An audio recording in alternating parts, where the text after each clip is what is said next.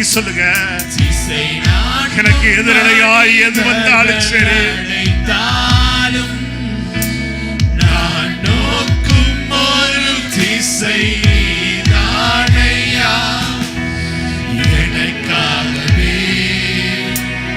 எப்பொழுதும் வானங்களை திறப்பவரே, தடையான பாதையிலும் மேலானதை திறப்பவரே. சொல்லுங்க, எனக்காக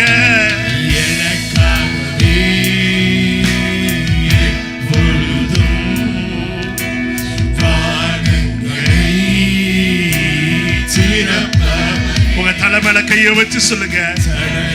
எல்லா தடையான காரியங்கள் எல்லா பாதைகளிலும் எனக்காகவே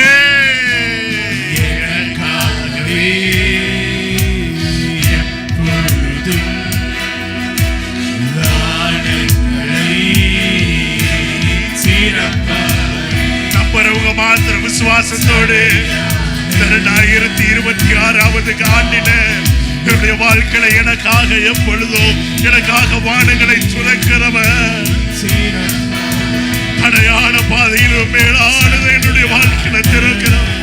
என்னுடைய வாழ்க்கையில தடைப்பட்டு இருக்குமானால் அது தடைப்பட்டதாய் காணப்பட்டோம், அதற்கு மேலானதை கர்த்தருடைய வாழ்க்கையை செய்யும்படியாக அவ்வித தடைகளை கொண்டு வருகிறார்.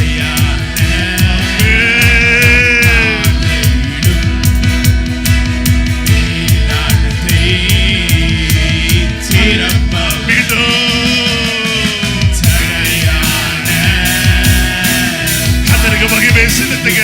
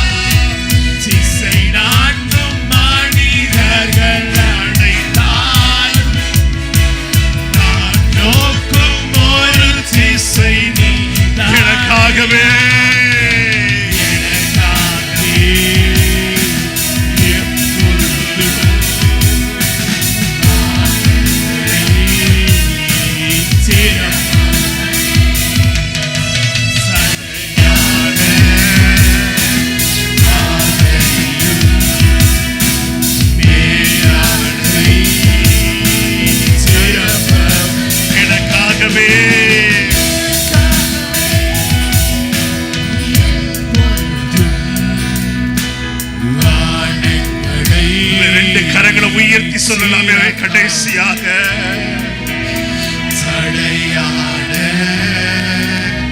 பாதையிலும் மேலானதை திறப்ப, எனக்காக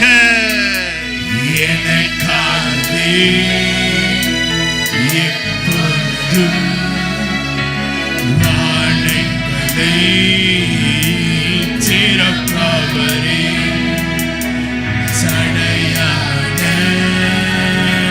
பாதையிலும். கடைசி ஒரு விஷயம் எல்லாரும் சேர்ந்து அறிக்கை செய்வோமா?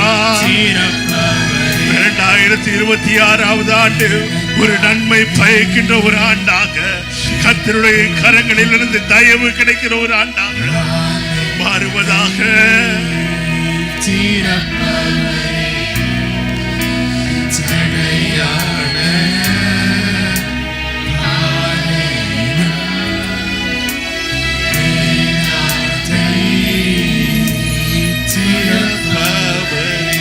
கத்தர் கொடுத்த ஜெயத்திற்காக கரங்களை தட்டி கத்தர் மகிமைப்படுத்தலாமா?